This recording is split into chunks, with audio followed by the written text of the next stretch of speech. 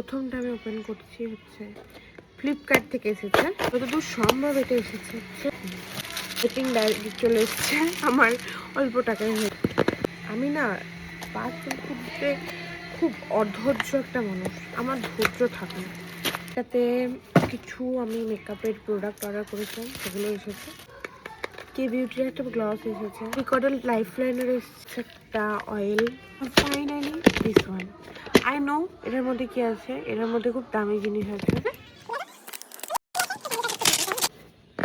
ও মাই god, ছোট্টটা compact, কোথায় compact খুঁজে পাওয়া যাচ্ছে না। সিরিজটা এইটুকু কম্প্যাক্টের দাম হচ্ছে 2000 টাকা, মানে এটা কবার ইউজ হবে সেটাও আমি জানি না।